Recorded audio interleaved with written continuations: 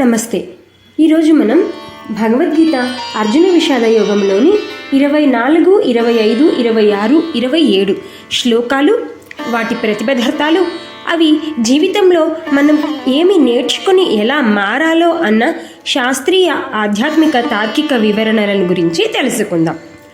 మనిషి బలహీనత అతని దారుణమైన శక్తి అయ్యే చోట గీత మొదలవుతుంది. ఇవాళ మనం అర్జునుడు ఏడ్చాడు అనే కథ వినడానికి కాదు, మన మనసు యుద్ధభూమిలో ఎందుకు కూలిపోతుందో ప్రత్యక్షంగా చూసేందుకు వచ్చాం. ఒక యుద్ధభూమి, 2 సైన్యాలు, మధ్యలో రథం.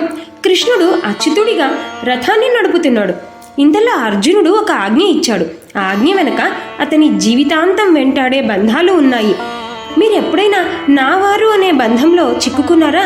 మీ జీవితంలో అసలు యుద్ధం ఎక్కడ జరుగుతుందో మీకు తెలుసా?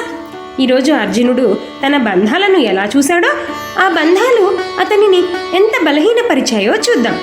ఈ శ్లోకాలలో దాగిన నాది అనే భ్రమ యొక్క రహస్యాన్ని ఆవిష్కరిద్దాం. అర్జున విషాదయోగము 24వ శ్లోకము.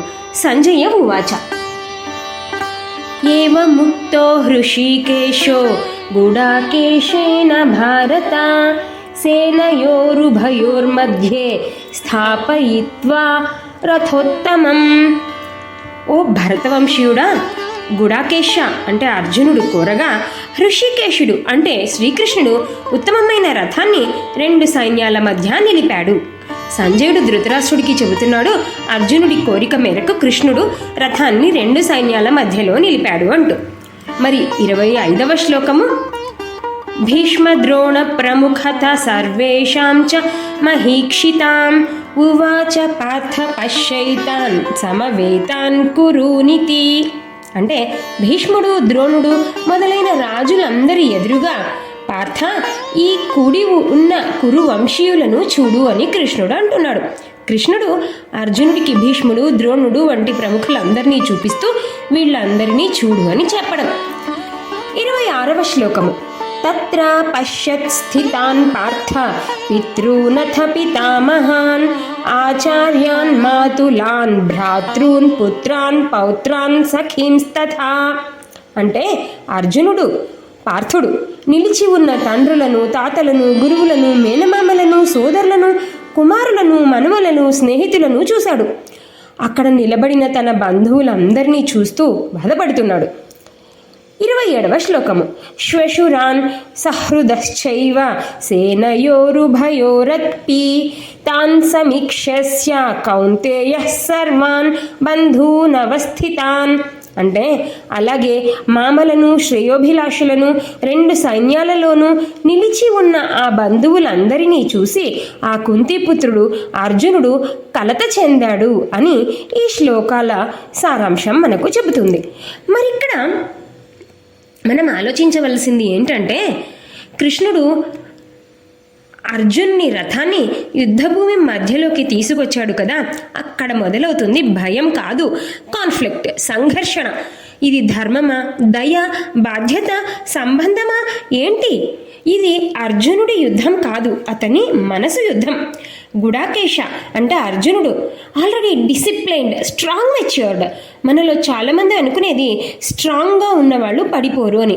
కానీ గీత చెబుతుంది, ఎంతో డిసిప్లైన్ ఉన్న వాళ్ళకి లోతైన ప్రశ్నలు వస్తాయి.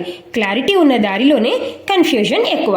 ధర్మం ముందు ఈగో కాదు, హృదయం కొలాప్స్ అవుతుంది అని అంటూ భగవద్గీత మనకు నేర్పుతుంది. మరి ఈ భగవద్గీత, ఈ శ్లోకాల యొక్క జీవిత పాఠం, ఇది మనకు నేర్పే జీవిత పాఠం చూద్దాం. అర్జునుడు తన కళ్ళ ముందు చూసింది కేవలం మనుషులు కాదు, బంధాలు. తండ్రులు, తాతలు, గురువులు, మేనమామలు అందరూ నావారు. ఈ నావారు అనే భ్రమే అర్జునుడిని పూర్తిగా బలహీనపరిచింది. ఇది కేవలం అర్జునుడి కథ కాదు, మనందరి కథ. నాది అనే బంధం మనల్ని శక్తిమంతులను చేయదు, బలహీనపరుస్తుంది. మరి ఈ శ్లోకాల యొక్క శాస్త్రీయ విశ్లేషణను గమనిస్తే, మనం నావారు అనుకున్నప్పుడు మన మెదడులో ఆక్సిటోసిన్, డోపమైన్ లాంటి రసాయనాలు విడుదలవుతాయి కదా. ఇవి తాత్కాలికమైన ఆనందాన్ని ఇస్తాయి. కానీ అదే సమయంలో వారికి ఏమవుతుందో అనే భయాన్ని, ఆందోళనను కూడా మనం అనుభవిస్తాం. ఇది కేవలం మనుషులకే కాదు, వస్తువులకు, ఆలోచనలకు కూడా వర్తిస్తుంది. ఇది నా ఆలోచన, నా ఉద్యోగం అనుకున్నప్పుడు దానికి ఏదైనా జరిగితే మానసికంగా ఒత్తిడి పెరుగుతుంది. అదే ఈ శ్లోకాల యొక్క శాస్త్రీయ విశ్లేషణ. మరి ఆధ్యాత్మికంగా ఈ శ్లోకాలు మనకేం నేర్పుతున్నాయి? ఈ నావారు అనే భావం అంతా మాయాశక్తి ప్రభావం. శరీరం నశిస్తుంది, ఆత్మ శాశ్వతం. ఈ శరీర బంధాలు కూడా తాత్కాలికమే. ఈ తాత్కాలిక బంధాలను శాశ్వతంగా భావించడం మాయ. ఈ మాయా బంధాలు నిజమైన ఆత్మస్వరూపాన్ని తెలుసుకోకుండా అడ్డుకుంటాయి. ఆత్మజ్ఞానం పొందితే అన్ని బంధాల నుంచి విముక్తి లభిస్తుంది. మరి ఈ శ్లోకాల తార్కిక వివరణ ఏంటి? అర్జునుడు యుద్ధభూమిలో తన బాంధవ్యాలను చూడడం వల్ల ధర్మం పట్ల తన కర్తవ్యాన్ని మరిచిపోయాడు. అతని నిర్ణయాలు పూర్తిగా భావోద్వేగాల ఆధారంగా మారాయి. ఒక నాయకుడికి, ఒక మేనేజర్కి తన వ్యక్తిగత సంబంధాలు అతని నిర్ణయాలపై ప్రభావం చూపకూడదు.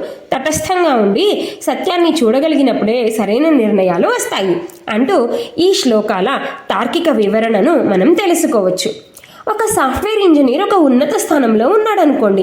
అతనికి ఒక కొత్త ప్రాజెక్ట్ వచ్చింది, కానీ ఆ ప్రాజెక్ట్కి నాయకత్వం వహించాల్సింది అతని పాత స్నేహితుడు. కానీ ఆ స్నేహితుడు అసమర్థుడు. నా స్నేహితుడు అనే బంధం కారణంగా ఆ ఇంజనీర్ ఆ ప్రాజెక్ట్ లోపాలను గుర్తించలేకపోవడం వల్ల ప్రాజెక్ట్ ఫెయిల్ అయిపోయింది. ఇతను నా స్నేహితుడు అనే బంధానికి బదులు ప్రాజెక్ట్ యొక్క ధర్మాన్ని చూసి ఉంటే, అందరి యొక్క మంచిని చూసి ఉంటే విజయం సాధించి ఉండేవాడు కదూ. మరి ఈ విషయాలను నేర్చుకున్నాక ఇలా అనుకోండి, నా నిర్ణయాలకు బంధాలు అడ్డు రావు. నేను ధర్మాన్ని మాత్రమే చూస్తాను. నేను నాది అనే భ్రమ నుంచి విముక్తుడను అంటూ. మీ జీవితంలో నావారు అనే బంధం మిమ్మల్ని ఎక్కడ బలహీనపరిచిందో కింద కామెంట్ చేయండి. ఆ బంధాలను ధర్మంతో ఎలా జయించారో తెలియజేయండి.